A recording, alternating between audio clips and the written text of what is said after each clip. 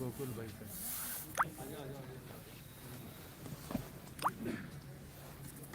आज का ये दिन थोड़ी देर से बात करूंगा। दो बातों के लिए महत्वपूर्ण है। एक तो हम सबके बीच में इस राष्ट्र और संस्कृति की सतत सेवा करने वाले, जिनके रोम रोम में राष्ट्र और संस्कृति समाया है, जिनके प्रत्येक शब्द में राष्ट्र निर्माण का संदेश निकलता है,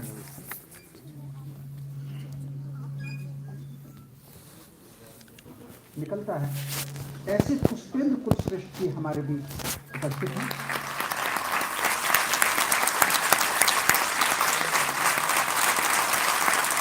उनका हम सब ने स्वागत किया है।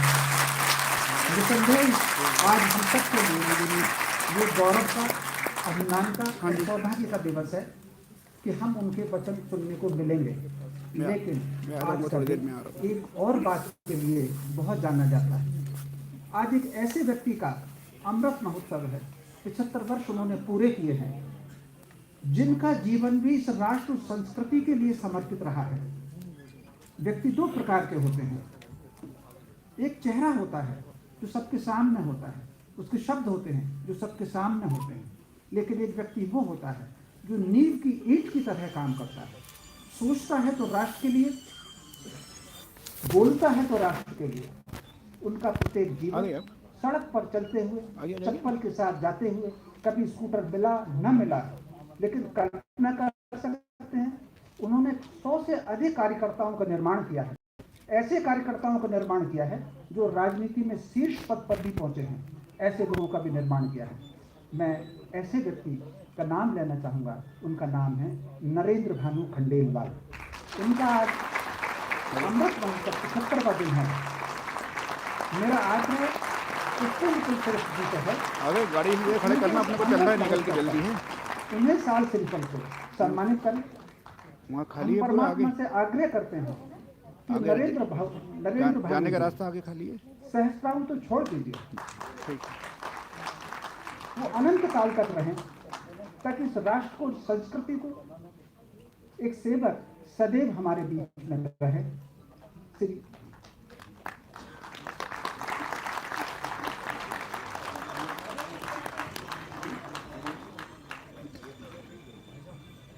नरेंद्र भानु जी को मुझे याद नहीं पड़ता कि मैंने कितने वर्षों से उनको देखा है।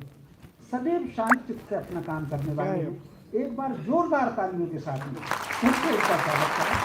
पीछे से निकलूंगा ना, आप आगे अपने घर गेट से चुपचाप एक एक करके उसकी मेरे पास सजाना, मेरे कोई कार्यक्रम में चलना है जल्दी।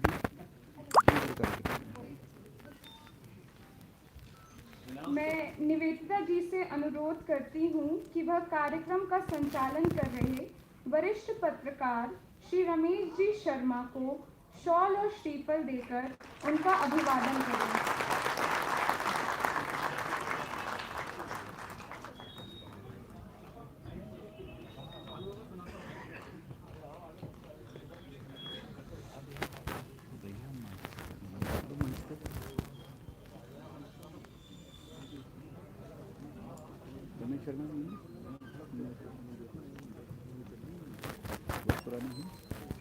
मैं वैद्य दीपक रघुवंशी जी से आग्रह करूंगा कि वो संस्था जो काम कर रही है, धर्म संस्कृति समिति, उसका विवरण दें और किस प्रकार ये संस्था स्वयं अपने दम पर साधन जुटाती है, अपने दम पर कार्यकर्ता खड़े करती है और उस राष्ट्र के लिए, धर्म के लिए जो समर्पित है, इस संस्था का परिचय देने के लिए मैं दीपक रघुवंशी जी से आग्रह करूंगा।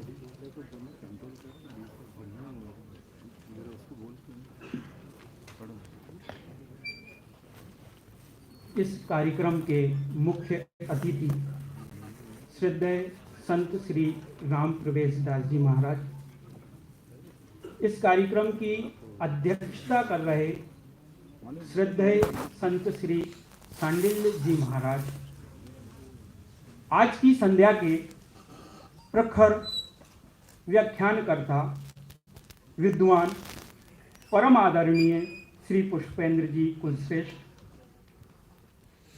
समिति के अध्यक्ष श्री सुरेंद्रनाथ जी, कार्यक्रम का संचालन कर रहे वरिष्ठ पत्रकार श्री रमेश शर्मा जी का मैं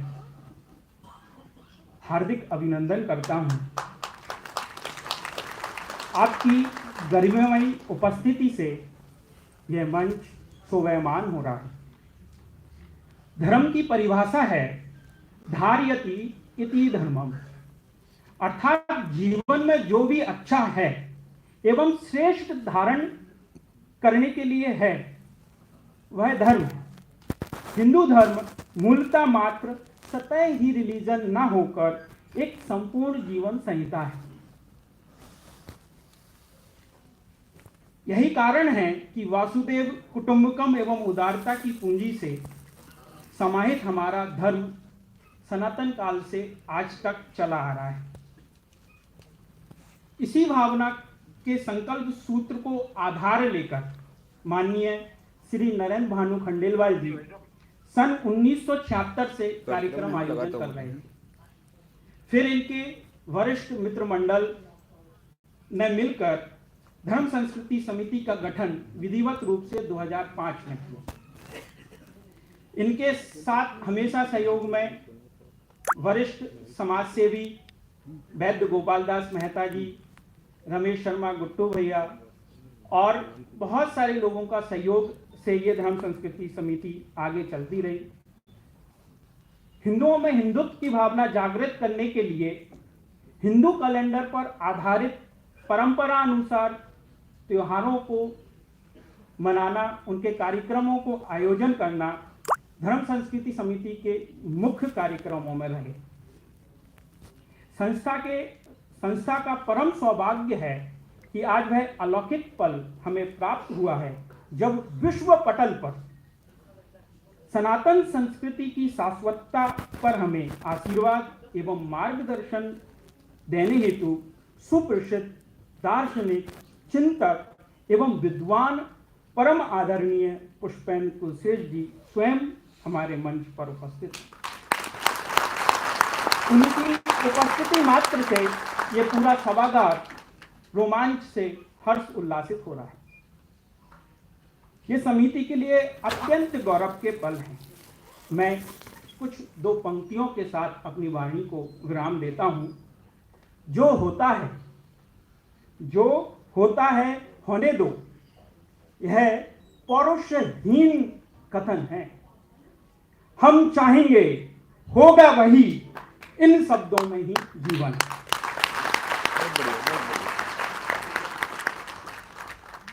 बहुत बहुत धन्यवाद। ये निश्चित रूप से पुष्पेंद्र कुलश्रेष्ठ जी का अध्ययन, उन पर उनके पूर्वजों की कृपा, अर्जुन गुरुदेव के चरणों में उन्होंने राष्ट्र संस्कृति की सेवा को सीखा, उसका प्रताप है कि मैंने आज हमारे मंच पर जो उपस्थित संत, पूजनीय दोनों संत हैं, उनसे आग्रह किया। तो उन्होंने उनसे मेरी इच्छा थी कि आशीष वचन हो, लेकिन दोनों ही संतों ने कहा कि जिनको हम सुनने सब लोग आए हैं उनको हम ज़्यादा से ज़्यादा सुने। पुष्पेंद्र कुलश्रेष्ठ के बारे में मुझे दो बातें और कहना है। वो मंच पर अपनी बात रखें, अपने संदेश से आपको अवगत कराएं। पुष्पेंद्र कुलश्रेष्ठ जी का जन्म 1960 में हुआ और एक ऐसे स्थान पर हुआ जिसे आज अलीगढ़ कहते हैं। अलीगढ़ का अगर आप इतिहास देखें तो इसका वर्णन महाभारत काल में मिलता है। ये माना जाता है कि वो कोयल ऋषि की तपोस्थली रही है और कोयल से वो कोल बना, बीच में उसका नाम रामगढ़ भी रहा। फिर गुलाम कादर ने उसका नाम, जो एक रोहेला लुटेरा था, उसने उसका नाम अलीगढ़ रखा, उस स्थान पर जन्मे हैं। तो चूंकि वो ऋषि की तपोस्थली रही है, तो जो ऋषित्व है उसके गुण पुष्पेंद्र कुलश्रेष्ठ जी में हैं।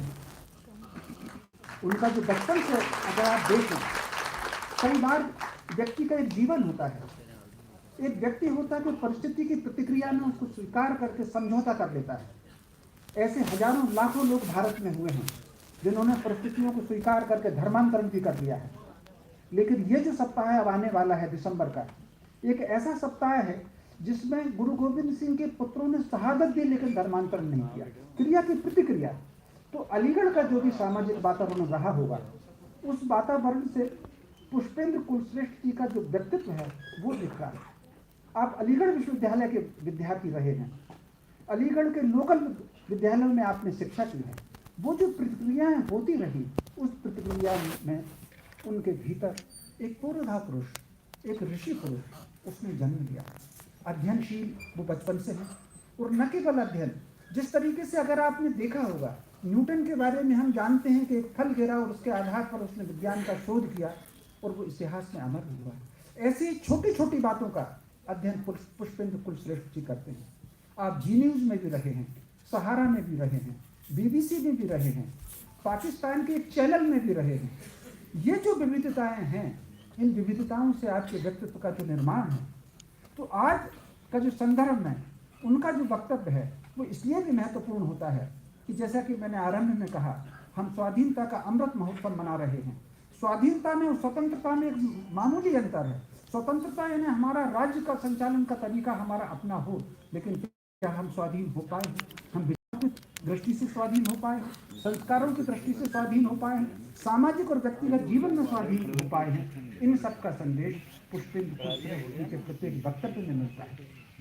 उनके जितने भी वक्तव्य जहाँ भी हुए हैं, हर वक्तव्य में वो एक नई बात सदैव कहा करते हैं और वो एक संदेश बनता है। मैं समझता हूँ उनका विचार अक्षय है, अमर है, उस सृष्टि के रहने तक रहेगा, अंतरिक्ष में रहेगा। आज भोपाल जो कि देश का हृदय प्रांत माना जाता है, हृदय नगरी मानी जाती है, ये भी ऋषियों की जन्मस्थली रही है। कल्पना आप कर सकते हैं, ये पातंजलि की ऋषि की जन्मस्थली भोपाल रहा है। वहाँ पर यहाँ वैदिक कालीन रचना आज भी इस भोपाल में है। यहाँ पर पुष्पेंद्र जी पधारे हैं, बहुत उनका स्वागत है, उनका आभार है और उनसे विनती है कि वो अपने वचन से हमें लाभान्वित करें। माननीय पुष्पेंद्र जी।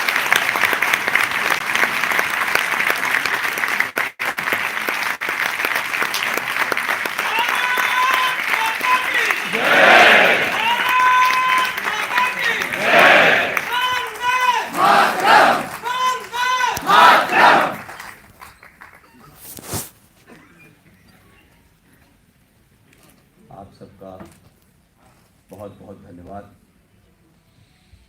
आज के प्रोग्राम के मुंतज़मीन, आयोजक, ऑर्गेनाइज़र, धर्म संस्कृति समिति, इस समिति के अध्यक्ष श्री सुरेंद्र नाथ सिंह जी, महामंत्री डॉक्टर दीपक रघुवंशी जी, श्री नरेंद्र भानु खंडेलवाल जी, श्री गोपाल मेहता साहब, श्री सतीश विश्वकर्मा जी, बहनों और भाइयों, मेरा जन्म 1965 में हुआ है और मैं अलीगढ़ में नहीं, मैं वहाँ पैदा हुआ हूँ जहाँ पाकिस्तान का जन्म हुआ है। उसको अलीगढ़ मुस्लिम विश्वविद्यालय कहते हैं। और मेरी कोई ट्रेनिंग न ऋषि मुनियों के बीच हुई है और ना ही मैंने कोई मंदिर में कभी पूजा की, न मैं कभी संतों के बीच में रहा। मेरी सारी शिक्षा मुस्लिम लीग के बीच में हुई है। लिहाजा जो कुछ भी हूँ मैं, अगर मुस्लिम लीग की जो अप्रोच थी जीवन में वही मेरी है। सिर्फ मुसलमान की जगह हिंदू शब्द बदल गया है।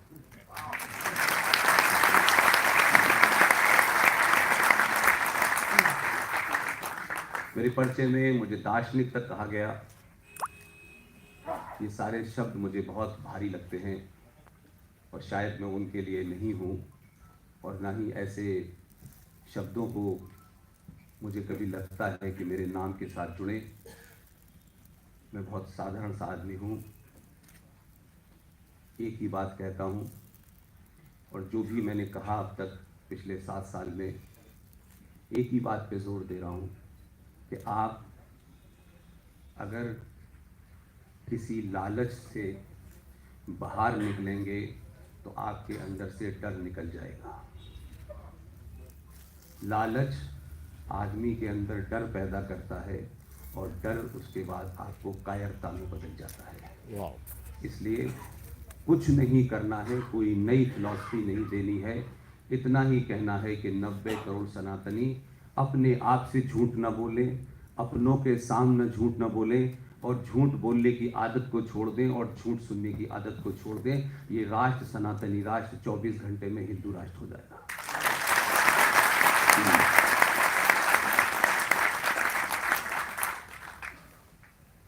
आपके शहर के बारे में मुझे पता चला थोड़ी देर पहले कि भारत की जो तथाकथित आज़ादी की डेट थी 15 अगस्त 1947, तब भी आप गुलाम थे।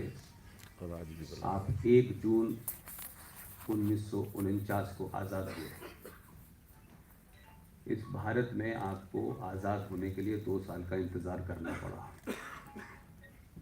मुझे ये भी बताया गया कि यहाँ भी डायरेक्ट एक्शन हुआ था, जो 16 अगस्त 1946 को कलकत्ता में हुआ, जहाँ शहीद हुसैन सोहरावर्दी की देखरेख में 15,000 हिंदुओं को मारा गया। मुझे ये भी बताया गया कि आपके शहर में सनातनी महिलाएं जब सड़कों पे साड़ी पहन के निकलती थीं तो जिहादी उनके ऊपर पान की पीक किया करते थे। आपकी स्थिति ये थी।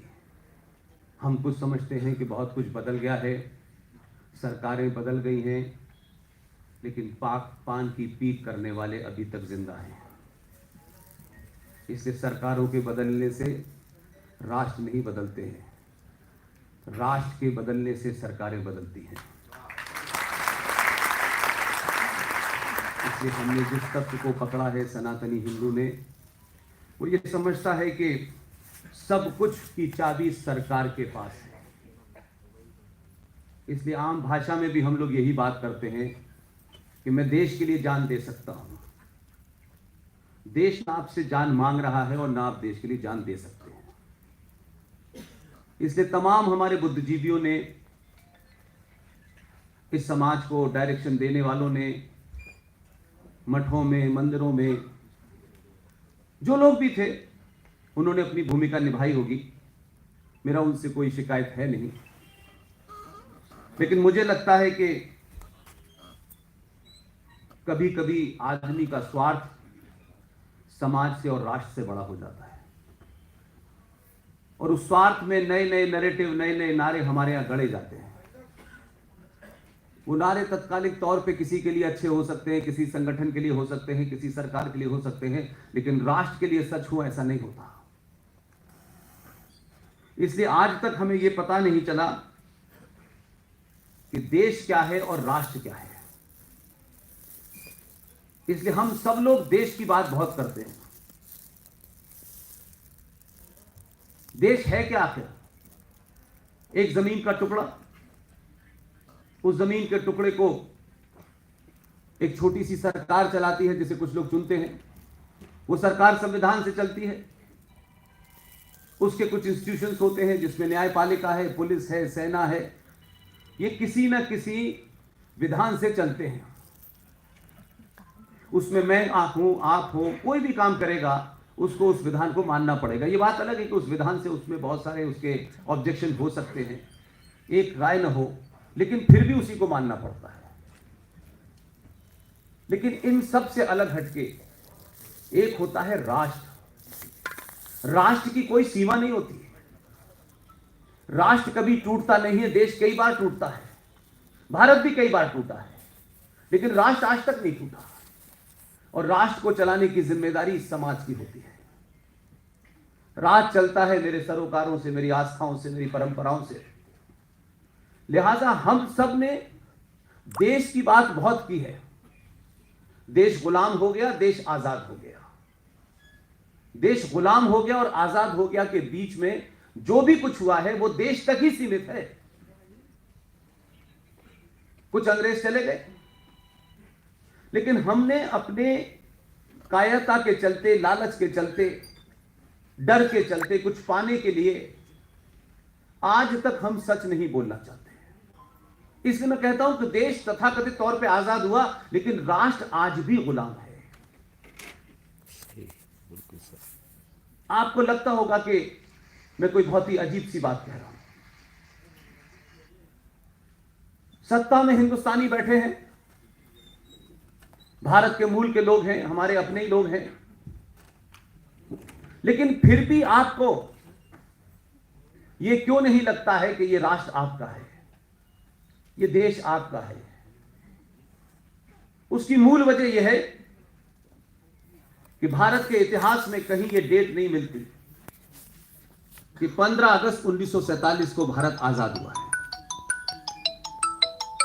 और जो लिखा हुआ है उसे समाज नहीं पढ़ना चाहता, उसे हमारे इतिहासकार बताना नहीं चाहते, उन्हें विश्वविद्यालयों में नहीं बचाया जाता।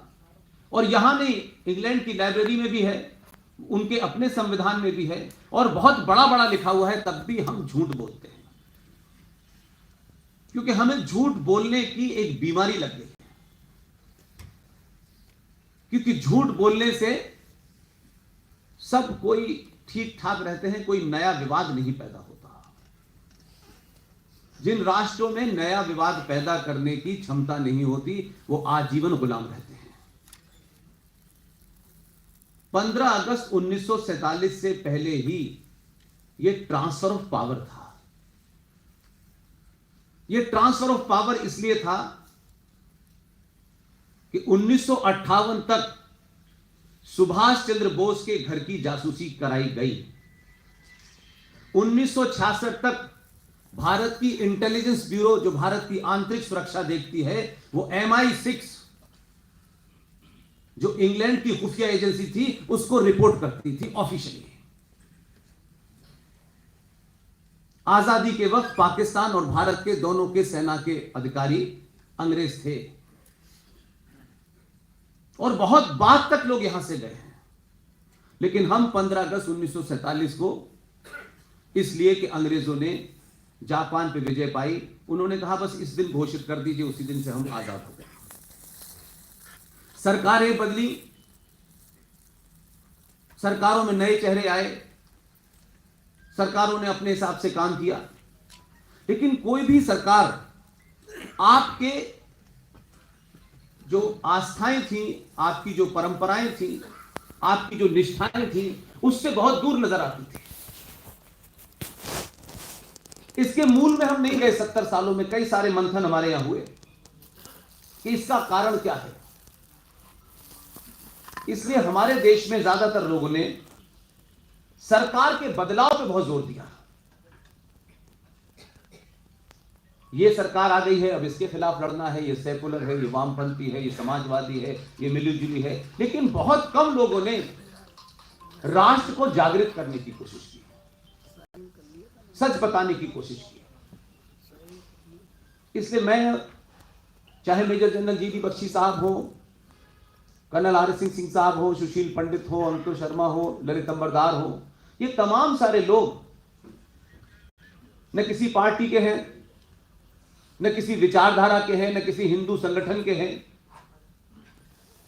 कौन सी ऐसी वजह है कि ये लोग जो बात कह रहे हैं, आप तमाम सारे लोगों के दिल में वो बात लग रही है, और आप इतनी बड़ी तादाद में, चाहे ये भोपाल हो, चाहे वो इंदौर हो, चाहे कर्नल RS सिंह साहब आज पटना में बोल रहे हैं, सब जगह लोग क्यों पहुंच रहे हैं? क्या हमसे पहले बड़े लोग नहीं थे? क्या ज्ञानी लोग नहीं थे, इतिहासकार नहीं थे? उसकी एक ही वजह मैं ढूंढता हूं। जो भी जिस पद पे बैठा था, उसने उस पद को अपने अधीन बनाए रखने के लिए सत्ता ने जो बोली बोली, उसी को उसने रटना शुरू कर दिया। सत्ता से जीवन भर कुछ मिलता रहे, रिटायर होने के बाद एक्सटेंशन मिल जाए, एक्सटेंशन के बाद फिर जीवन का एक्सटेंशन मिलता नहीं है, लेकिन सच बोलने की बारी आती नहीं है। ये जो कुछ पाने की हमारी बीमारी है, उस बीमारी ने हजारों साल की परंपरा, उसकी आस्थाएं, उस संस्कृति के मानने वालों को दुनिया में ऐसा बेआबरू किया है कि हम आज भी, लगता है टेलीविजनों पे, मीडिया के द्वारा आपको लगता हो सकता है 7-8 साल से आपको लगना शुरू हो कि पूरी दुनिया हमारा लोहा मान रही है। लेकिन जिन बातों पे दुनिया हंसती है हमारे ऊपर, उस पे हम कम गौर करते हैं, क्योंकि हम गौर करेंगे तो फिर हमको कुछ उसके लिए करना पड़ेगा, हमको कुछ छोड़ना पड़ेगा, हमको घर से निकलना पड़ेगा, हमको अपने स्वार्थों से ऊपर उठना पड़ेगा। लिहाजा हम उस तरफ जाना नहीं चाहते। पूरी दुनिया में कोई देश मुझे ऐसा नहीं दिखता जहां 90 करोड़ लोग मेजॉरिटी में हो, वो किसी को मारने की कोई मांग नहीं कर रहे हो, किसी को भगाने की कोई मांग नहीं कर रहे हो, किसी के अधिकारों को छीनने की मांग नहीं कर रहे हो। 90 करोड़ सनातनी हिंदू आज की डेट में भी पता नहीं किस मुंह से वो बोलते हैं। आज भी 90 करोड़ हिंदू सरकारों से यह मांग कर रहा है कि हमें समान नागरिक अधिकार चाहिए। दुनिया में समान नागरिक अधिकार करने की मांग में वो लोग करते हैं जो गिनती में कम होते हैं। हमने वो व्यवस्था बनाई है कि आज इस देश में कुछ लोगों के अधिकार संविधान से परे चले गए हैं और वो सरकार से अपना अधिकार लेते नहीं हैं, सरकार को सड़कों पे खड़े होकर डराते हैं। उस डर से सरकार अल्पसंख्यकों के अधिकारों को बहुसंख्यक से ज्यादा देती है और हम सिर्फ सरकारों से भीख मांगते हैं क्योंकि हमारी हिम्मत नहीं है कि हम शाहीन बाग पर बैठ सकें।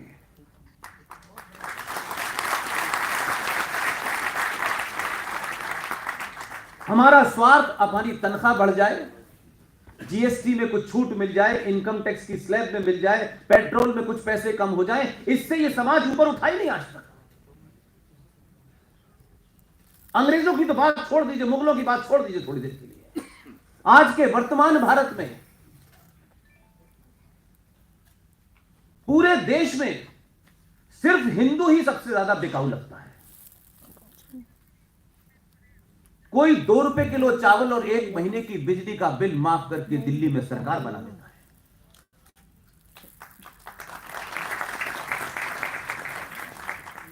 चुनाव की घोषणा हुई है, कोई 1000 रुपए पर महिला को पंजाब में दिया जाएगा। ये चुनाव के लड़ने के हमारे पैमाने हैं। हम जब बात करते हैं सनातन की पूरे विश्व की तो बहुत बड़ी बड़ी बात करते हैं, लेकिन कितने बौने लोग हैं हम सरकारों को चुनते वक्त हमारे मूल में होता क्या है? यह सरकार आएगी, वो सरकार आएगी, राष्ट्र के प्रति उसकी क्या निष्ठा होगी, हमारे सरोकारों के प्रति क्या निष्ठा होगी, यह हमारे मूल में नहीं है। हम कंपैरिजन करते हैं कौन हमें फ्री ज्यादा कुछ देगा। इतना आपको फ्री की आदत पड़ गई है कि हम देश की सत्ता भी उन लोगों को दे देते हैं जो सिर्फ फ्री में हमें कुछ देने का 4 महीने 5 महीने का वादा करते हैं। एक तरफ हमारा चेहरा यह है और दूसरी तरफ हम बड़ी बड़ी बातें करते हैं। हमारी संस्कृति, हजारों साल की संस्कृति, हमारे वेद, ठीक है, इतिहास है। इस वर्तमान को देख के दुनिया आपके इतिहास की बात करेगी। तो जो हमारा वर्तमान है वो हमारी हजारों हजारों साल की परंपराओं की तरफ इशारा नहीं करता, बल्कि लोगों को लगता है कुछ झूठ बोलते हैं लोग। इसलिए हमने पिछले 70 सालों में औरंगजेब ने क्या किया, बाबर ने क्या किया, औरंगजेब के अलावा फलां ने क्या किया, सब कुछ जब भी जहां जाओ औरंगजेब से कहानी शुरू होगी, बाबर से शुरू होगी और फिर उसके बाद ऐसा लगेगा कि उसके बाद इस देश में राम राज्य आ गया है। उससे पहले ही सब कुछ था, क्योंकि समाज को उनके बारे में अलग अलग पता है, इसलिए हम उसकी चर्चा बहुत करते हैं। लेकिन इन 70 सालों में इस तथाकथित आजादी के बाद 90 करोड़ हिंदुओं ने जो पाप किया है, जो रोज करते हैं, जो रोज करने की इजाजत दे रहे हैं, उसकी हम कभी चिंता नहीं करते, उस पर कोई डिस्कशन नहीं करते। हम इस पार्टी को जिम्मेदार, उस पार्टी को जिम्मेदार बता करके हाथ झाड़ लेते हैं। ऐसा लगता है कि कोई पार्टी राष्ट्र से ज्यादा बड़ी है, 90 करोड़ हिंदुओं से ज्यादा बड़ी है। इन 70 सालों में भी पिछले 20-25 साल का लेखा जोखा आप लें, समाज में किसी संगठन ने, किसी विश्वविद्यालय में, किसी मठ मंदिर से गिनती में हमारे पास कोई कमी नहीं है, धनाढ्य लोगों की कमी नहीं है, लेकिन कोई विषय ऐसा नहीं उठाया और उठाएंगे भी तो कोशिश करेंगे सरकार की जिम्मेदारी है। दुनिया में सरकारें राष्ट्र नहीं चलाती है, देश चलाती है। लेकिन हम अपनी सरकार से कहते हैं कि आप राष्ट्र भी चलाइए, और उस राष्ट्र में जो 90% लोग हैं वो इतने डरपोक हैं कि राज्य सरकारें यानी स्टेट आपकी आस्थाओं और परंपराओं की भी परिभाषा तय करने लगती है। इस पे कोई आंदोलन नहीं होता। हम जनजागरण की बात करते हैं। आपकी खामोशी और चुप्पी के कारण हर सरकार ने सनातनी हिंदू को इस्तेमाल किया। सनातनी हिंदू इस्तेमाल इसलिए हुआ कि हमारे अपने बीच में से कुछ लोग बिक गए और बिकने के बाद उधर से इधर आ गए।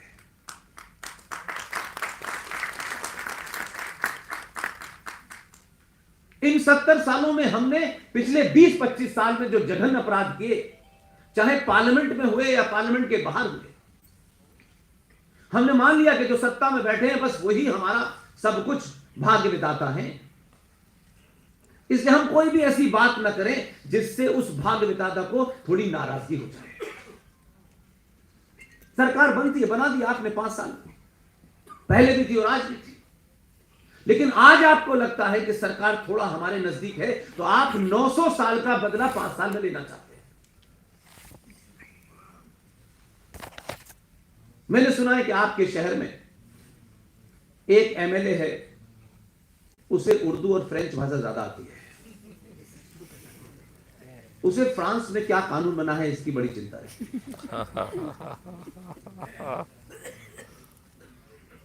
भारत सरकार फ्रांस से राफेल खरीदती है,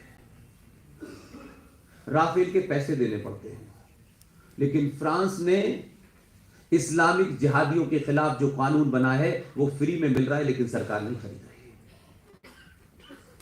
क्योंकि आप तैयार नहीं।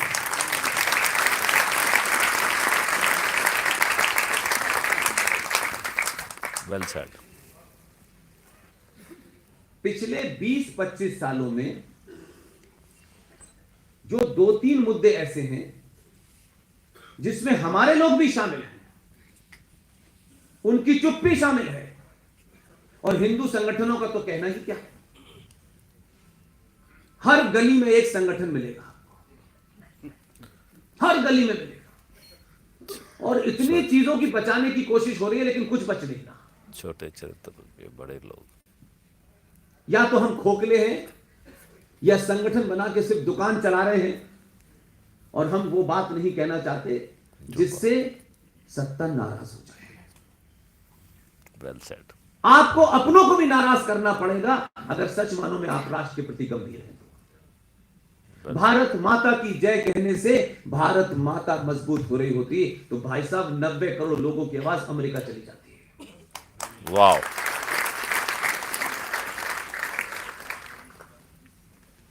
हम उन बातों के लिए जिम्मेदार हैं जो बुद्धिजीवी वर्ग है, जो इस हॉल में मुझे लगता है कि हर आदमी उसकी अपनी एक हैसियत है।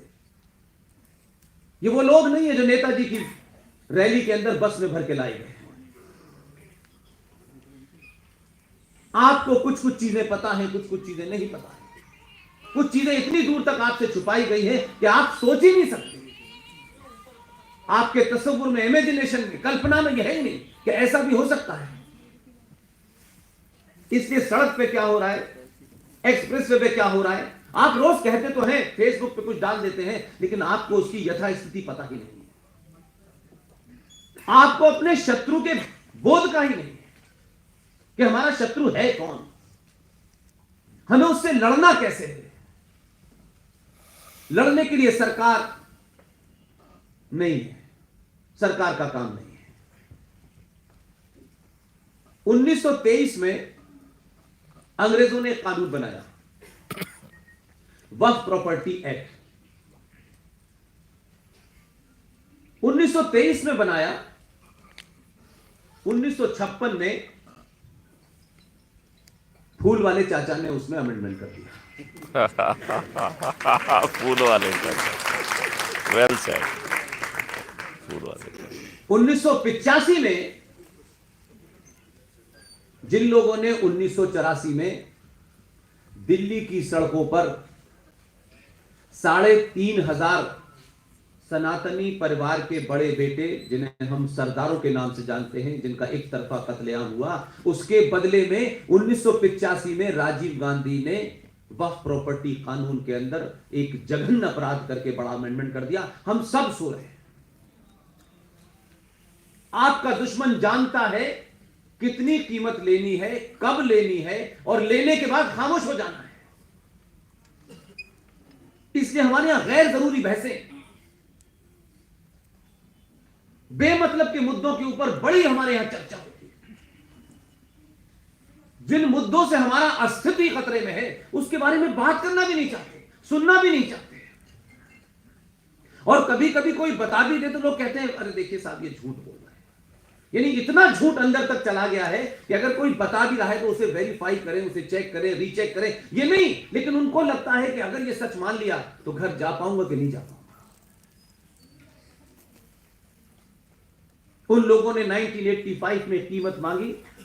राजीव गांधी ने वक्फ प्रॉपर्टी बोर्ड में दोबारा से अमेंडमेंट कर दिया। वो अपने एजेंडे से 1 मिनट के लिए नहीं हटे। उनको कभी गफलत नहीं हुई इस बात की। उन्होंने अपनी कीमत अपनी हैसियत से 1000 गुना ली। इसलिए उन्हीं लोगों ने 1995 में उस वक्फ प्रॉपर्टी कानून में फिर एक बार तरमीम हुई, अमेंडमेंट हुआ। और आप इस क्रोनोलॉजी को अगर आप देखेंगे तो 1985 में जब दूसरी बार अमेंडमेंट हुआ, उसके बाद में एक सरकार बनी, 412 एमपी थे उनके, आधुनिक कंप्यूटर युग के प्रधानमंत्री बने। और उसके बाद आया 90 में मंदिर का आंदोलन बहुत तेजी पे था। पूरे देश में भारत माता की जय और मंदिर के बारे में आंदोलन चल रहा था। इसलिए आप देखिए कि हम जिन लोगों को ये समझते हैं ये मूर्ख हैं, आज भी ऐसा लगता है कि 26 करोड़ का ठेका, उनके पढ़ाने का ठेका, उनको इंटेलेक्चुअल बनाने का ठेका, उन्हें इंसान बनाने का ठेका 90 करोड़ लोगों ने ले रखा है। आप अपनों को तो नहीं बना पा रहे हैं, आप दूसरों का ठेका लेकर घूम रहे हैं। क्योंकि दुनिया में हमें अच्छा लगता है कि देखिए हम अपनी कम दूसरों की चिंता करते हैं। ऐसे महामूर्ख लोग भारत में मिलते हैं।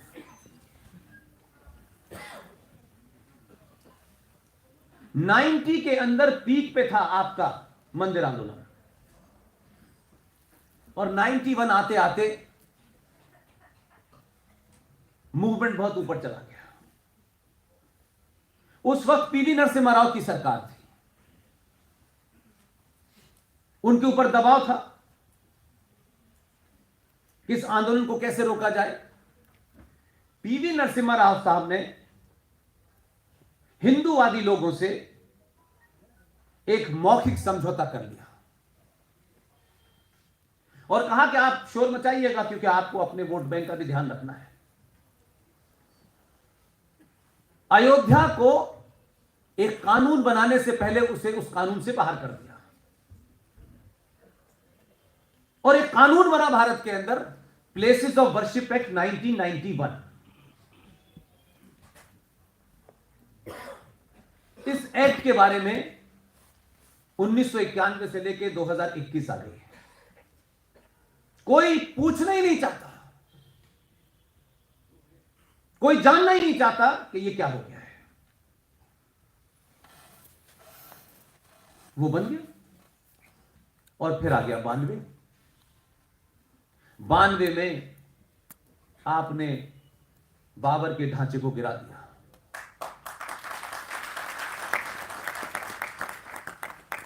उन्होंने बाबर के ढांचे के गिरने पे शोर भी मचाया, दंगे भी किए और उस सरकार के ऊपर इतना दबाव बनाया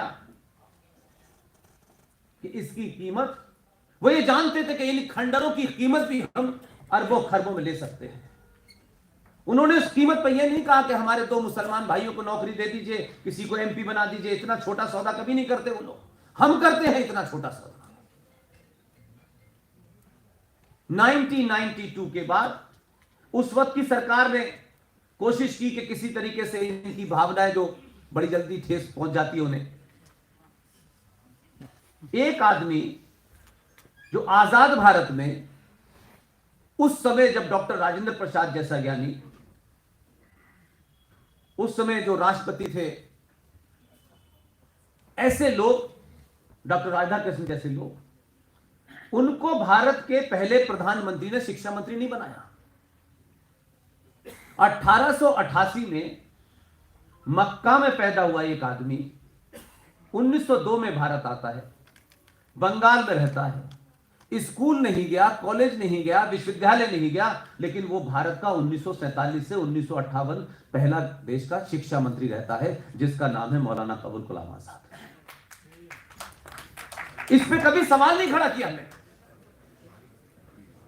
क्योंकि हम हमेशा अपनों पे उंगली उठाने में इसलिए आसानी करते हैं कि अपने के बारे में हमें पता है कि यह हमारे ऊपर हमला नहीं करेगा। तो 92 में फौरन रातों रात तय हुआ कि मुसलमानों की भावनाएं अगर ठेस पहुंच गई है तो मौलाना अबुल कलाम आजाद जो 1958 में मर गए हैं, उनको भारत रत्न दे दिया जाए। रातों रात भारत रत्न दे दिया गया। लेकिन उन्होंने कहा नहीं, भारत रत्न देने से हमारी जो भावनाएं वो आहत जो हुई है वो समाप्त नहीं होंगी। 1993 में जो लोग भारत के संविधान को सर पे लेके घूमते हैं सुबह से लेकर शाम तक, हर बात में भारत के संविधान का रेफरेंस देते हैं, जज साहब भी बहुत देते हैं और चीफ जस्टिस भी बहुत देते हैं। 1993 में जो भारत के संविधान में धारा 14 है, जो 14 ये कहती है कि भारत का हर नागरिक बराबर है, उसे सारे अधिकार समान हैं। उन काले कोट वालों ने कभी यह नहीं पूछा कि जब 14 आ गया है तो फिर इसमें 30 कैसे है, 25 कैसे है, 26 कैसे है। और उस चुप्पी के कारण 1993 में कांग्रेस पार्टी के एक नेता ने, ना तो उसको कैबिनेट की मंजूरी थी, न ही सरकार का प्रस्ताव था, और यह कहा कि हम ऑर्डिनेंस ला रहे हैं कि भारत के अंदर 5 मजहब के लोग माइनॉरिटी में हैं और इनको माइनॉरिटी घोषित कर दिया जाए। और यकायक 1993 में नेशनल कमीशन फॉर माइनॉरिटीज बन गया। किसी ने आज तक यह पूछा नहीं कि भारत में माइनॉरिटी कमीशन क्यों बना, इसकी जरूरत क्या थी, और माइनॉरिटी की परिभाषा क्या है भारत में, कौन माइनॉरिटी होगा, किस बुनियाद पे होगा, उसका बेसिस क्या होगा, यह किसी ने नहीं पूछा। क्योंकि हमारा तो एजेंडा ही कुछ और है, हमको क्या लेना देना है। 1993 में चुप रहे आप। 1995 में वक्फ प्रॉपर्टी कानून में वो तरमीम की गई, वो अमेंडमेंट किया गया कि भारत राष्ट्र की इंच इंच जमीन आपकी नहीं है। लेकिन हमें तो ये यकीन ही नहीं होगा, क्योंकि हमारी तो कोठी है, हमारा तो फार्म हाउस है, 4 गार्ड हैं, 5 गाड़ियां हैं, बेटा अमेरिका में है, हमको कौन हटा सकता है। हम इस गलतफहमी में जी रहे भी। 95 निकल गया, उसके बाद की सरकारों का आपको पता है। लेकिन उनका अपना एजेंडा देखिए। 2004 में अटल जी की सरकार चली गई। उन्होंने इस पूरे दौर में कभी नुकसान का सौदा नहीं किया। जो 1 जून 1949 को भोपाल में विलय करने में समय लगा, वो ये समझ गए थे कि इस देश में कैसे यहां के नेताओं को खरीदा जाए, कैसे बुद्धिजीवियों को खरीदा जाए, क्योंकि वे जानते थे कि उनकी गिनती इतनी नहीं है कि कभी संसद में वो 245 या 280 आएंगे, कोई जानते थे। इसलिए उन्होंने वही फॉर्मूला अपनाया आपके ऊपर। 95 चला गया। जैसे ही उनकी 2005 में सरकार आई, ये मैं आपको इसलिए सिस्टम समझा रहा हूं ताकि जब मैं बताऊं तो आप समझ सके कि मैं आपको क्या कहना चाहता हूं। क्योंकि ये सारे तथ्य हैं, इसमें कोई ओपिनियन नहीं है, ये फैक्ट है। 2005 में भारत विभाजन के समय 2 लोग भारत आए। एक पाकिस्तान के पंजाब प्रांत के डिस्ट्रिक्ट चकवाल से आए और एक लाहौर से आए। लाहौर वाले दिल्ली हाई कोर्ट के चीफ जस्टिस बने और चकवाल से आने वाले देश के प्रधानमंत्री मनमोहन सिंह बने। 1905 में justice Rajendra Sachar Delhi high court के चीफ जस्टिस रिटायर हो चुके थे, क्योंकि ऊपर वालों का एजेंडा था कि एक बार ये सरकार आ गई है अटल जी की, अब ये दोबारा ना आए, इसका परमानेंट इंतजाम करो। तो ना कैबिनेट का फैसला, न पार्लियामेंट का फैसला, यकायक यहां यह कहा गया कि भारत में मुसलमानों की आर्थिक स्थिति बहुत खराब है, बहुत दयनीय स्थिति है इनकी, इनके पास बिजनेस करने के भी पैसे नहीं है। लिहाजा एक सच्चर कमीशन नाम का फ्रॉड बना, जिसने यह अध्ययन करके दिया कि हिंदुस्तान में मुसलमान बहुत पिछड़े हुए हैं, हर जगह पिछड़े हुए हैं। पता नहीं कौन सा पैमाना था, किस इंची टेप से उन्होंने नापा कि मुसलमान पिछड़े हुए हैं। और 2006 में सच्चर कमीशन की रिपोर्ट दे भी गई, न राष्ट्रपति के साइन हुए, न कैबिनेट का फैसला, न पार्लियामेंट में उसे अप्रूवल हुआ, लेकिन सच्चर कमीशन की रिपोर्ट के तहत 5,500 करोड़ का आज की डेट में बजट है, जो शुद्ध रूप से मुसलमानों को दिया जा रहा है। क्यों उनको टैक्स फ्री लोन देना, सॉरी ब्याज फ्री लोन देना है, धड़ल्ले से देना है। हम तब भी चुपचाप बैठे, हम बोलते ही नहीं, और हमको लगता है कि सब काम सरकार करेगी। सरकारें भी 2014 के बाद से मुझे एहसास होता है कि अगर आपके लिए कोई काम सरकार कर भी दे तो आप फिर भी सड़कों पे निकल के उसका धन्यवाद नहीं करना चाहते। आप चाहते हैं ठीक है फेसबुक पे कर दिया, बड़ा एहसान कर दिया, क्या आपके अंदर इतनी कुंठा, इतनी इन्फिनिटी कॉम्प्लेक्स है कि आप अपने ही आदमी की तारीफ नहीं करना चाहते, क्योंकि कभी कोई सरनेम से चिंतित होने लगता है, कभी उसके इलाके से कोई चिंतित होने लगता है, कभी कोई उसकी वेशभूषा से चिंतित होने लगता है। आप चाहते क्या हैं? 900 साल के बाद भी आप इस स्थिति में आए हैं कि आप आज भी अपने मन की बात 900 साल के बाद कह पा रहे हैं। आपको हर एक का अनुमोदन क्यों चाहिए? मैं तिलक लगाऊं, मैं चोटी रखूं, मैं गेरुआ बस पहनूं, मैं रुद्राक्ष पहनूं, यह मेरी मर्जी है, इसका मुझे अनुमोदन किसी से नहीं कराना भाई, और भाईजान से तो बिल्कुल नहीं कराना।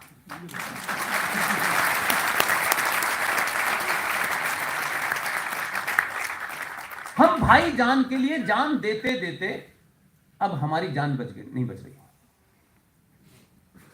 लिहाजा हम आज भी इस कोशिश में हैं कि हम जब तक किसी पार्टी के 2% के मेंबर नहीं बनेंगे, प्रवक्ता नहीं बनेंगे, तो पार्टी के लिए अगर पार्टी के द्वारा उस सरकार ने कोई बड़ा काम कर दिया है तो मंचों से खड़े होकर के बिना लालच के उसकी तारीफ करने में भी झिझकते हैं। इसलिए कोई भी आदमी जो सत्ता के शीर्ष पे बैठेगा, क्योंकि वहां की कॉम्प्लेक्स सिचुएशन को हम नहीं जानते, हम 5 से 6 लोगों का परिवार दिन से ढंग से चला नहीं पाते, लेकिन देश के प्रधानमंत्री को सुबह उठने से लेके रात के सोने तक 20-25 एडवाइस जरूर देते थे। ये काम अभी क्यों नहीं किया? ये पहले करना चाहिए था। इसमें क्या जा रहा था कुछ पता नहीं हमें, और उसी से जनमानस तैयार करते हैं। इसलिए आज का सबसे बड़ा संकट यह है कि वो भी ये जानता है कि मैं भी इसी समाज से निकला हूं, इसलिए उसको साइकोलॉजी पता है। लेकिन अब अगर ये जो ऐतिहासिक क्षण है, ये जो चंद साल हैं आपके सामने, इन सालों में मैं पब्लिकली कहता हूं, ना हम 47 में थे, ना 1950 में थे, ना अंबेडकर को देखा, ना पटेल को देखा, ना नेहरू को देखा, और गांधी को जिनको देखना नहीं चाहते थे हम। लेकिन इस सब के बावजूद भी आज भी आपको और मुझे एक क्षण मिला है, एक लम्हा है। ये बहुत दिन तक नहीं रहने वाला। हम सोचेंगे नहीं, अब तो राम राज आ गया है, एक आदमी बैठा दिया है, अब वही सब कुछ करेगा। शाम को गृह मंत्री हमारा दरवाजा खटखटाएगा, पूछेगा आप लोग ठीक ठाक सो रहे, मैं जाऊं? ये लम्हा हर दिन कम हो रहा है, ये क्षण बहुत कम है। इसलिए इस गफलत में मत रहिए कि अब तो बस हम ही हम हैं। आपने 900 साल के बाद अपनी सामूहिक शक्ति का प्रदर्शन पहली बार किया है, और अगर आप गलती से इसमें गफलत में पैदा हो गए तो ध्यान रखिए कि आपका शत्रु आपकी इस क्षमता के खिलाफ किस हथियार को इस्तेमाल करना है वो वापस लेके आएगा। इसलिए इसका ध्यान रखिए। अब तक आपकी सामूहिक शक्ति का लोगों ने प्रदर्शन देखा ही नहीं था, क्योंकि आप यादव थे, ठाकुर थे, बनिया थे, ब्राह्मण थे, ऊंचे थे, नीचे थे, दलित थे, सब कुछ थे, लेकिन आप सनातनी हिंदू नहीं थे।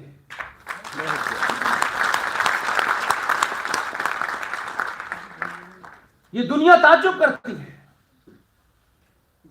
क्योंकि दुनिया आपको चंद्रगुप्त से जानती है, आचार्य चाणक्य से जानती है। दुनिया आपको 1947 के गुजराती आदमी से नहीं जानती। वो तो उन्हीं के द्वारा रखाए गए थे, वो तो उन्हीं के एजेंडे पे काम कर। इसलिए अपनी भूमिका अपनी सामर्थ्य और योग्यता के हिसाब से तय करें। जो जहां बैठा है, जहां भी बैठा है, वो एक्सटेंशन की चिंता न करे, बल्कि मुझे लगता है कि बीच में ही छोड़ दे तो ज्यादा अच्छा है।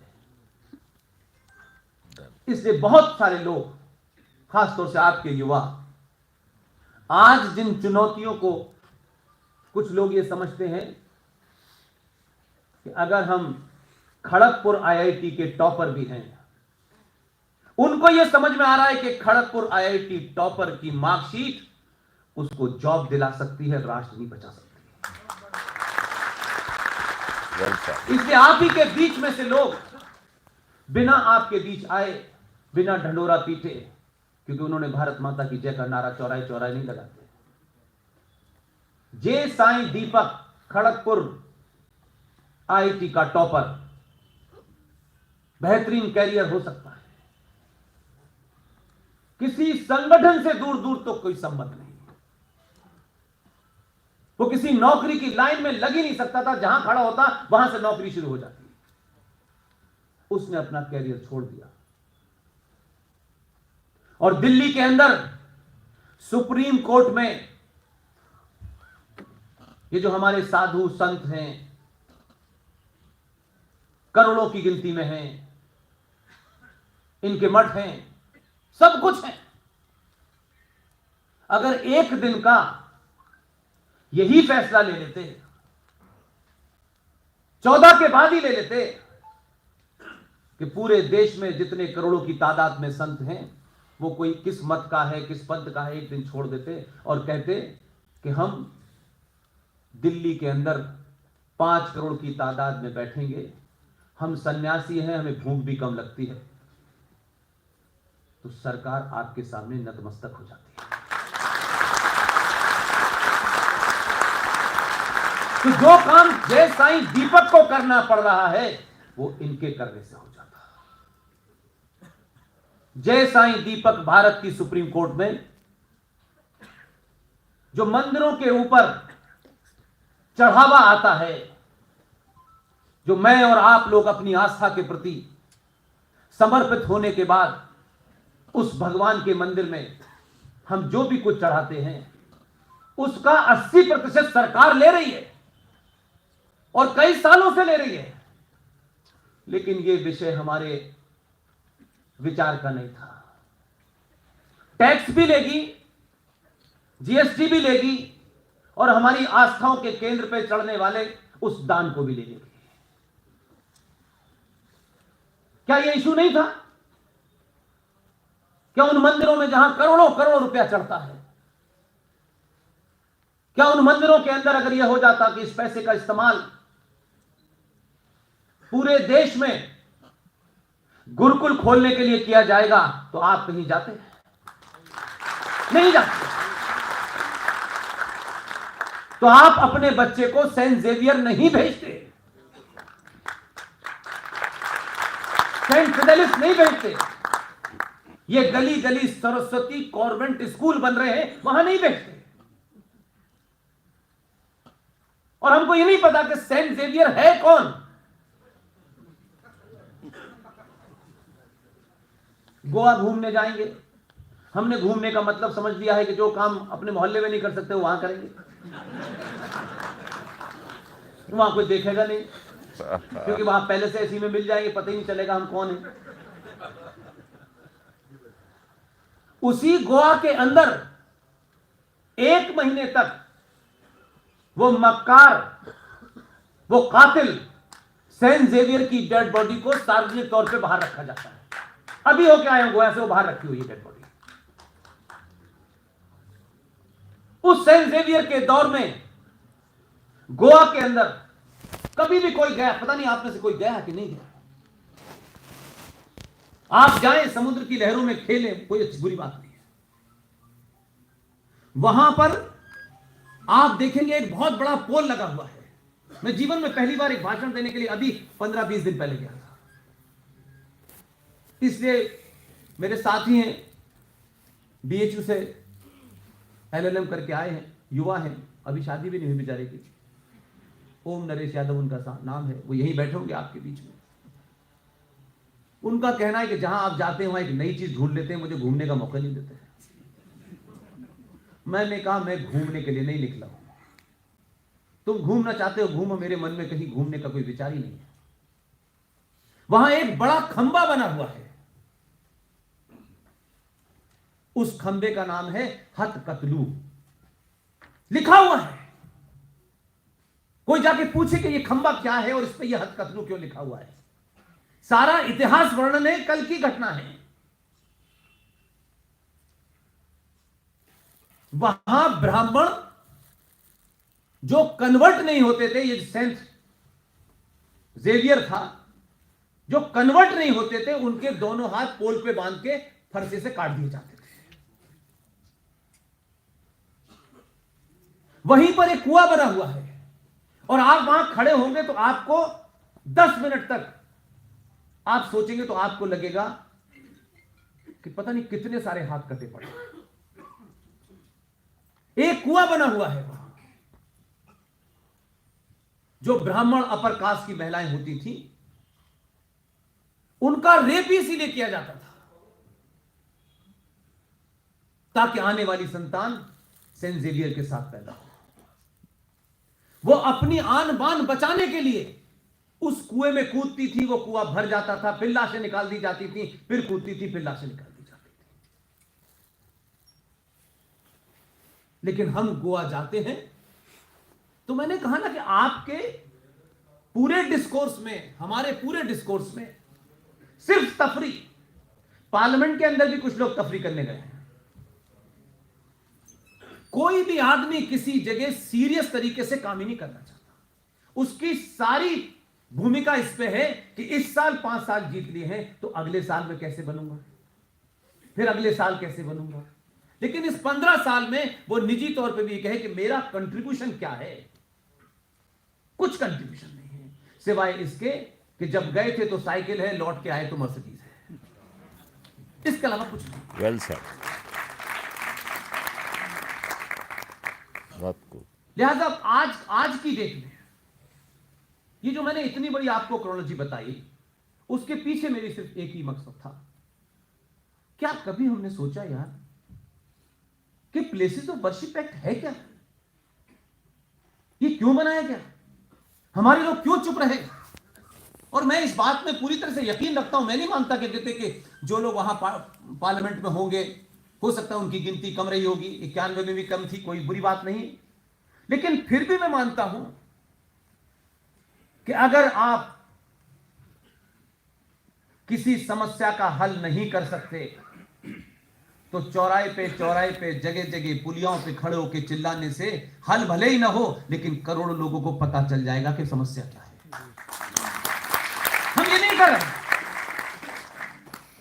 और आपका शत्रु जो कर रहा है, आप उसके एक्शन पर रिएक्शन देते हैं। किसी ने कुछ कर दिया, आपने रिएक्शन दिया। किसी ने सोना बनाने और जेवर बनाने वाली कंपनी ने कोई विज्ञापन निकाल दिया, आपने उसके खिलाफ ट्रेंड चला दिया। ऐसे लगता है कि 900 साल से आप इस सोशल मीडिया का इंतजार कर रहे थे। ये तब हम फेसबुक से इस्लामिक जिहादियों से लड़ाई लड़ेंगे, और फेसबुक पे ही हो रही है। आप फेसबुक पे लड़ रहे हैं, वो बंगाल में नंगा कर रहे हैं आपको, वो कश्मीर में मार रहे हैं आपको, वो उत्तर प्रदेश के 24 डिस्ट्रिक्ट से आपको भगा चुके हैं, वो केरल में मार रहे हैं, वो आसाम में मार रहे हैं, वो त्रिपुरा में झूठी खबर फैला करके मुंबई में आग लगा रहे हैं। आपको फेसबुक का इंतजार है। दोनों के लड़ने की अप्रोच देखिए।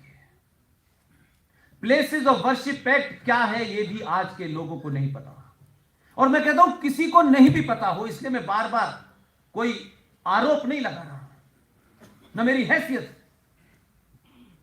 मैं आज भी मानता हूं कि जो जहां है कुछ कर रहा है, लेकिन वो कुछ जिस स्पीड से कर रहा है उतनी स्पीड से आप खत्म हो रहे हैं। पार्लियामेंट में कानून बन गया कि जितने भी इस्लामिक जिहादी आक्रांता आए थे, उन्होंने भारत के हजारों मंदिरों को तोड़ा। किसी मंदिर को मस्जिद में कन्वर्ट कर दिया, किसी को मजार में कन्वर्ट कर दिया, किसी मंदिर के अंदर ही मस्जिद बना दी उन्होंने। ये तमाम सारी चीजें हुई। उनकी गिनती कोई 40,000 से ज्यादा है, लेकिन हमारे हिंदुओं को सिर्फ यही पता है, मथुरा, काशी और जन्मभूमि कृष्ण जन्म, ये भी 3 पता है। और ये 3 मिल जाएंगी तो सब कुछ उद्धार हो जाएगा। एक की लड़ाई 150 साल से लड़ रहे थे। औरंगजेब ने कोर्ट कचहरी में जाकर के आपसे लिया था ना, नियम कानून से लिया था। आपको नियम कानून पर बड़ा यकीन है। नियम कानून से कुछ नहीं मिलता है, डेट मिलती है। जो कमजोर समाज होते हैं वो नियम कानून की बहुत बात करते हैं।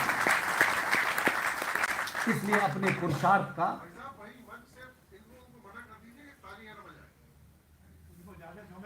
कोई बात नहीं भाई। एक आदमी इतने साल के बाद अपने मन की बात रेडियो पे कह पा रहा है, ये तो ताली ना बजाए। ताली तो बजाना।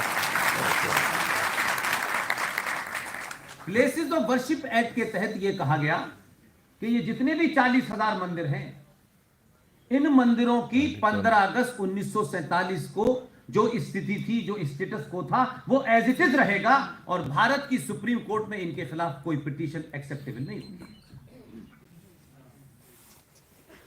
इतने लीगल बैठे हैं, किसी ने चैलेंज किया।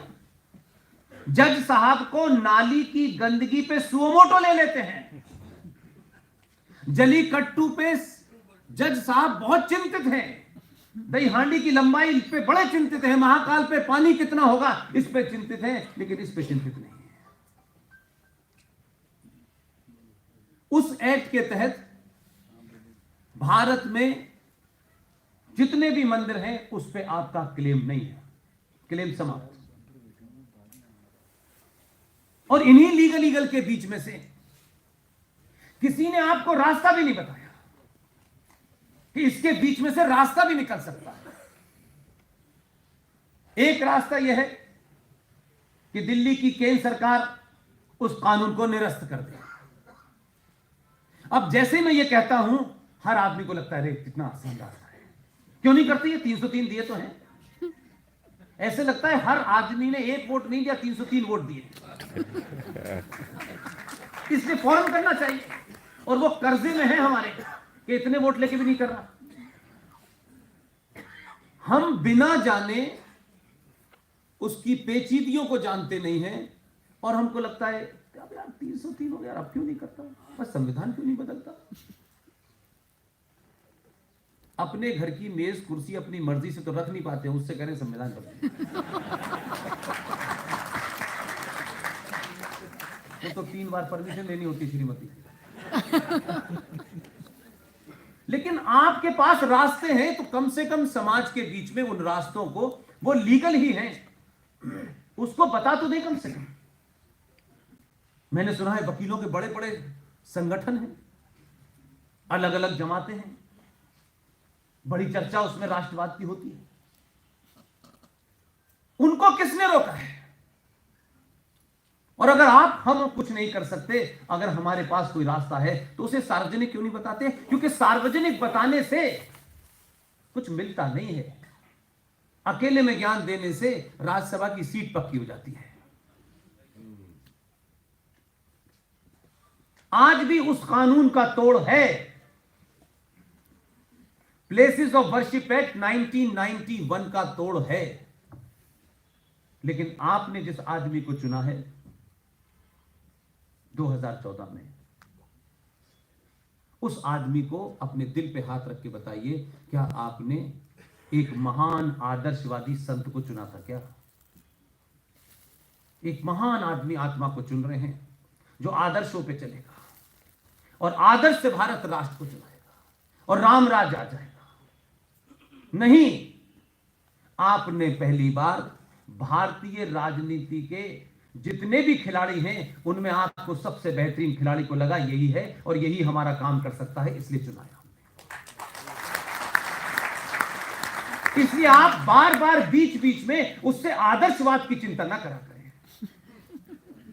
कि वो आदर्शवादी होगा। आदर्शवाद घर के अंदर होता है, सड़क पे नहीं होता है।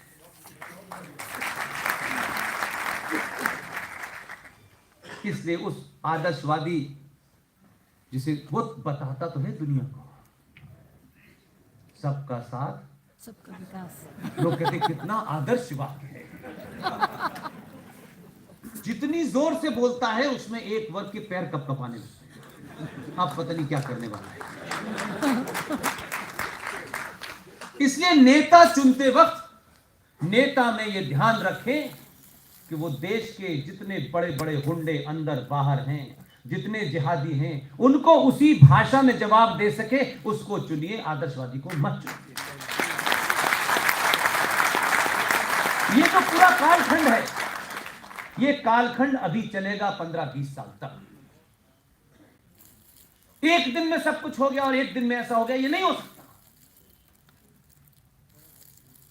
क्या गुजरात के विकास जिसे आपने कभी नहीं देखा, उस विकासवीर सिंह चौहान को, लेकिन क्या इस पे चुना था? आपने इस पे चुना था कि जो लोग हमें 900 साल से डरा रहे थे, इसने 2002 में उन्हें डरा दिया।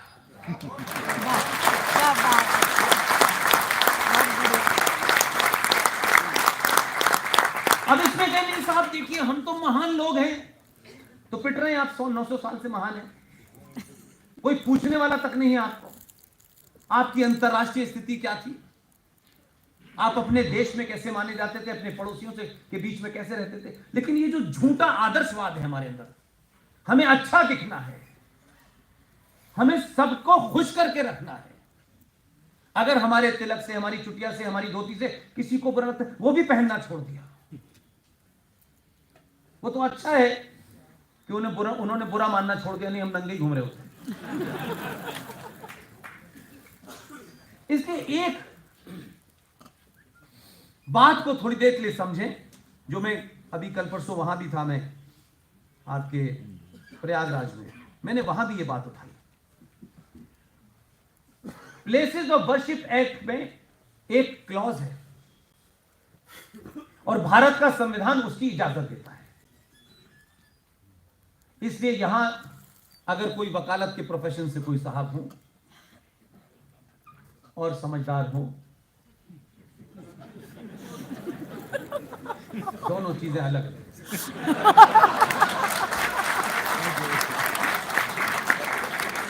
इसलिए तो किसी की शान में गुस्ताखी नहीं कर रहा है, ऐसी कोई बात है, दिल पे मत लीजिए। लेकिन पद से समझदारी और अक्लमंदी का कोई लेना देना नहीं, कोई मतलब नहीं। लेकिन हमारा समाज ये समझता है कि जो बड़े पद पे उसे बड़ा ज्ञान है, उसे कतई कोई ज्ञान नहीं। इसलिए मेरा कहना है कि भारत के संविधान में एक धारा है 254 धारा का क्लॉज 2।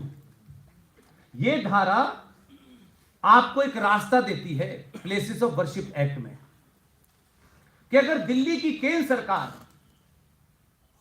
अंतर्राष्ट्रीय जो हालात हैं, दुनिया भर में जो हमारे दुश्मन हैं,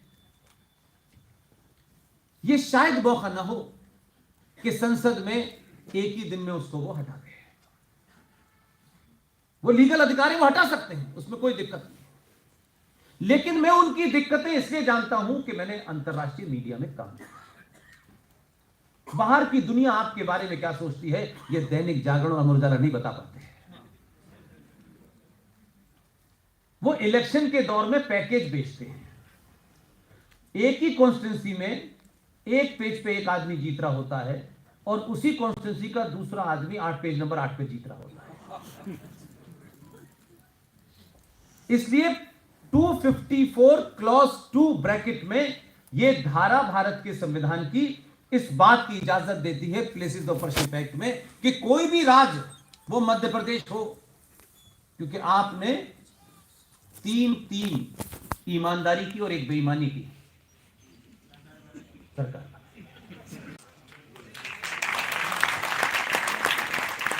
आप किताब तक सीमित रहना चाहते हैं या करोड़ों लोगों को लाखों साल तक जिंदा रहना चाहते हैं, यह तय करिए।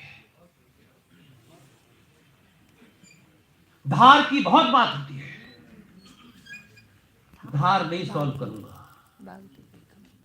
धार में जो है, छोटे भाई का पजामा बड़े भाई का कुर्ते वाले के साथ खड़ा होकर के नमाज पढ़वाऊंगा। ये जो बीमारी है ना हमें,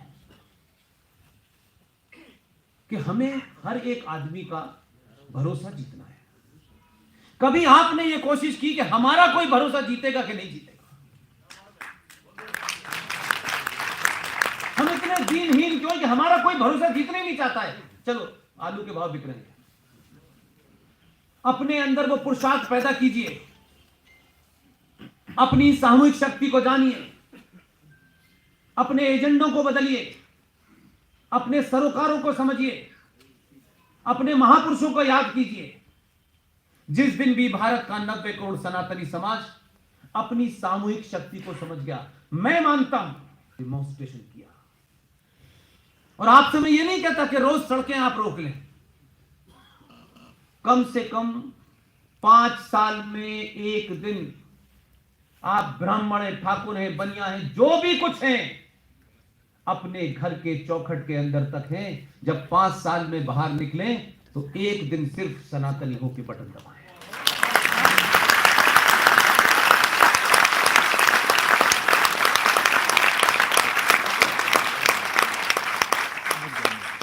अपने निजी स्वार्थ, महत्वाकांक्षाओं से ऊपर उठें और सोचें कि आप सरकार सड़क बनाने के लिए नहीं चुन रहे हैं। सड़कें बहुत बार बनेंगी, टूटेंगी, जब तक दुनिया में लोग रहेंगे ये होता रहेगा। बेरोजगारी भी आएगी, कीमतें बढ़ेगी भी घटेंगी, ये परमानेंट चीजें नहीं है। इसलिए मैंने कहा देश भारत कई बार टूटा है, राष्ट्र नहीं टूटा।